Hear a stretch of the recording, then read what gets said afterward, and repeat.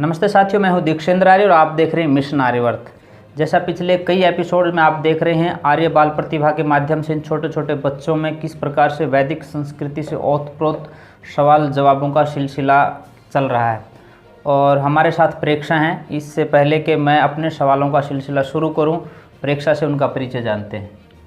नमस्कार, मैं प्रेक्षा रोहतक से। मेरे दादाजी का नाम है मास्टर नफे सिंह, मेरे पिताजी का नाम है प्रदीप कुमार और मेरी माताजी का नाम है श्रीमती चंद्रप्रभा।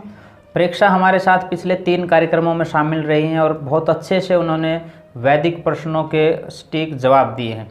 आज हम वेद के बारे में और वेद के साथ साथ विभिन्न मतांतर और मजहब, उनका कब जन्म हुआ, कब से उनके जन्म की मान्यताएं हैं और वेद कब बने, किन ऋषियों ने के हृदय में वेद का ज्ञान परमात्मा ने दिया, ये सारी बातें, और कितने वेद हैं, कितने वेदांग हैं, इस तरह की नॉलेज, इस तरह की जानकारी आज हम प्रेक्षा से लेंगे। और मैं प्रयास करूंगा कि कम से कम टिप्पणी करूंगा और प्रेक्षा ही सीधे उन सवालों का जवाब देंगे। जो गलत होगा सवाल उसको मैं रोक दूंगा, नहीं तो लगातार उनके सवालों के साथ साथ हम आगे बढ़ते जाएंगे। प्रेक्षा, आप तैयार हैं? जी हाँ। मेरा पहला प्रश्न है, वेद किसे कहते हैं?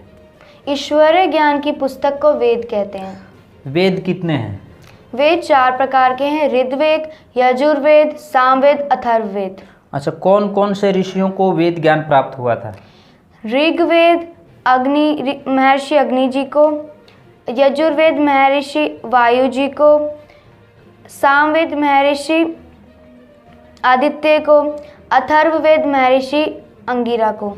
तो चारों वेदों के विषय क्या क्या हैं? कौन कौन से विषय हैं उनमें? ऋग्वेद का विषय है ज्ञान, यजुर्वेद का विषय है कर्म, सामवेद का विषय है उपासना और अथर्ववेद का विषय है उपासना। नहीं, उपासना तो सामवेद है। विज्ञान। तो चारों ऋषियों को वेद ज्ञान कब प्राप्त हुआ? सृष्टि के आरंभ में। वेदों की रचना कब हुई थी? वेदों की रचना 1,04,08,53,118 वर्ष पूर्ण हुई थी। अच्छा, उनकी भाषा क्या थी? उनकी भाषा वैदिक संस्कृति थी। मेरा अगला प्रश्न है, वेदांग कौन कौन से हैं? वेदांग शिक्षा, कल्प, व्याकरण, छंद, ज्योतिष, निरुक्त आदि हैं। ज्योतिष, निरुक्त आदि हैं। वैदिक दर्शन कितने हैं और कौन कौन से हैं? वैदिक दर्शन 6 हैं: सांख्य दर्शन, योग दर्शन, वैशेषिक दर्शन, न्याय दर्शन, मीमांसा दर्शन, वेदांत दर्शन। तो इसके साथ ही मैं एक छोटी सी टिप्पणी जरूर करना चाहूँगा। एक कथावाचक चित्रलेखा से जब एक प्रश्न पूछा एक साथी ने कि दर्शन कौन कौन से हैं, तो उन्होंने कहा कि दर्शन कौन कौन से नहीं होते, दर्शन तो करने की चीज़ होती है। तो इन कथावाचकों को जब इतनी सी जानकारी नहीं है तो वो क्या और किस प्रकार की कथा करते होंगे। प्रेक्षा ने बहुत सुंदर और सही जवाब दिया है। अगला मेरा प्रश्न है आपसे, मनुस्मृति किसने लिखी है? मनुस्मृति महर्षि मनु ने लिखी है। रामायण के रचयिता कौन थे और कितने वर्ष पुराना है? रामायण के रचयिता महर्षि वाल्मीकि जी थे। उन्होंने यह 10 लाख वर्ष पूर्ण लिखी थी। लगभग 10 लाख वर्ष। महाभारत के रचयिता कौन थे और कितने काल पुराना महाभारत माना जाता है? महाभारत के रचयिता महर्षि वेदव्यास जी थे। उन्होंने यह लगभग 5200 वर्ष पूर्ण लिखी थी। लगभग 51-5200 वर्ष पहले। मेरा अगला प्रश्न है, पारसी मत कितना पुराना है? पारसी मत 4500 वर्ष पुराना है। और यहूदी मत कितना पुराना है? यहूदी मत 4000 वर्ष पुराना है। जैन और बौद्ध मत का काल कब का माना जाता है? 2500 वर्ष पूर्ण। स्वामी शंकराचार्य का काल कितना पुराना है? 2300 वर्ष पूर्ण। हिंदू पुराण मत का काल कितना पुराना माना जाता है? 2300 वर्ष पूर्ण। अच्छा, मेरा अगला प्रश्न है, इस्लाम मत कब बना? 1408 वर्ष पूर्ण। ईसाई मत कब बना? 2000 वर्ष पूर्ण। सिख मत कितना पुराना है? सिख मत 500 वर्ष पुराना है। वेद को पढ़ने का अधिकार किसको है? वेद को पढ़ने का अधिकार प्रत्येक नर नारी को है। वेदों का मूल क्या है? वेदों का आदिमूल परमेश्वर है। संसार में कितने धर्म हैं? संसार में एक ही धर्म है, वैदिक धर्म। ईश्वर ने वेद ज्ञान क्यों दिया? सभी मनुष्यों के कल्याण के लिए। वेद में ईश्वर का स्वरूप क्या है? वेद में ईश्वर का स्वरूप सर्वव्यापक, सर्वज्ञ, न्यायकारी, दयालु और कर्म फलदाता आदि गुणों से दिया हुआ है। क्या वेदों में संशोधन संभव है?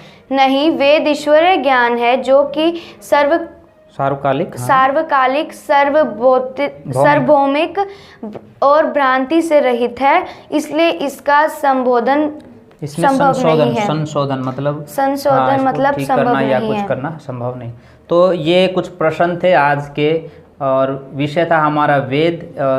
प्रेक्षा ने बहुत सुंदर तरीके से इनकी व्याख्या की है, और बीच में आया कि पारसी मत कब बना, ईसाई मत कब बना, और इस्लाम मत कब बना, बौद्ध और जैन मत कब बने, ये सारा प्रसंग उन्होंने सुनाया है। और कहीं ना कहीं महाभारत काल के बाद हमारी वैदिक जो संस्कृति थी उसका लोप होना शुरू हुआ।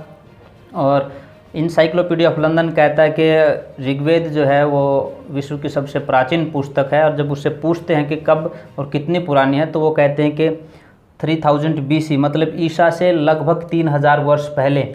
ईसा का समय, ईसाई मत का समय आपने बताया लगभग 2000 साल पहले, और उसको में 3000 और जोड़ देते हैं तो 5000, और आपने बताया महाभारत का समय लगभग 5100-5200 साल पहले। और तो ये कड़ी वहीं कहीं ना कहीं जुड़ जाती है, जिस तरह से इनसाइक्लोपीडिया ऑफ लंदन कहता है। हालांकि उनकी इस बात से तो सहमत नहीं है कि ऋग्वेद केवल लगभग 5-5.5 साल पुराना है, लेकिन महाभारत काल में जिस तरह से संस्कृति का ह्रास हुआ, वैदिक संस्कृति का विलोप हुआ, उस समय तक वेद जो है वो उपस्थित थे। उसके बाद कहीं ना कहीं हमारी संस्कृति धूमिल होती चली गई, लेकिन बाद में महर्षि दयानंद सरस्वती आए, उन्होंने वेदों का जो है एक तरह से उद्धार किया, उसकी विचारधारा को जन जन तक पहुंचाने का संकल्प लिया। अपने गुरु बिरजानंद जी के पास बैठ कर के व्याकरण की शिक्षा ली, और वेदों के प्रचार और प्रसार के लिए 1875 में बम्बई में आर्य समाज की स्थापना की। आज के इस कार्यक्रम में इतना ही। यदि आपके पास भी आर्य बाल प्रतिभाएं हैं और आप समझते हैं कि आपके बच्चे भी इस तरह की प्रतियोगिता में भाग ले सकते हैं, या उनको कोई गीत, उनको कोई भजन या गीता के श्लोक याद हैं, संध्या और हवन के मंत्र याद हैं, तो आप उनकी रिकॉर्डिंग करके हमारे पास भेजिए। यदि आप चाहते हैं कि आप उनको हमारे यहाँ स्टूडियो में लेकर के आएँ, तो हमारे से संपर्क करके टेलीफोन के द्वारा समय लें और रिकॉर्डिंग करने के लिए यहाँ आएँ। प्रेक्षा, आज आप हमारे इस कार्यक्रम में रहे, आपका बहुत बहुत धन्यवाद।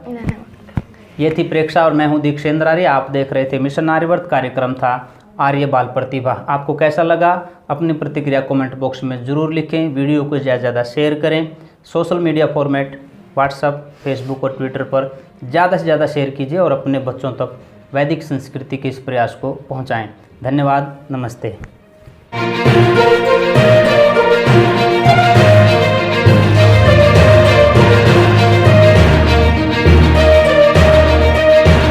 लेकिन जब यक्ष ने युधिष्ठिर से पूछा था कि साधु किसे कहते हैं, तो उसने क्या जवाब दिया था? जो सबका भला चाहता हो वह साधु कहलाता है। तो वेदों की रचना 1,96,8,53,118 वर्ष पूर्ण हुई थी। आर्य बाल प्रतिभाएं हैं और आप समझते हैं कि आपके बच्चे भी इस तरह की प्रतियोगिता में भाग ले सकते हैं, या उनको कोई गीत, उनको कोई भजन या गीता के श्लोक याद हैं, संध्या और हवन के मंत्र याद हैं, तो आप उनकी रिकॉर्डिंग करके हमारे पास भेजिए। यदि आप चाहते हैं कि आप उनको हमारे यहाँ स्टूडियो में लेकर के आएँ, तो हमारे से संपर्क करके टेलीफोन के द्वारा समय लें और रिकॉर्डिंग करने के लिए यहाँ आएँ। वीडियो को ज़्यादा से ज़्यादा शेयर करें। Social media format WhatsApp, Facebook और ट्विटर पर ज़्यादा से ज़्यादा शेयर कीजिए और अपने बच्चों तक वैदिक संस्कृति के इस प्रयास को पहुँचाएँ। धन्यवाद, नमस्ते।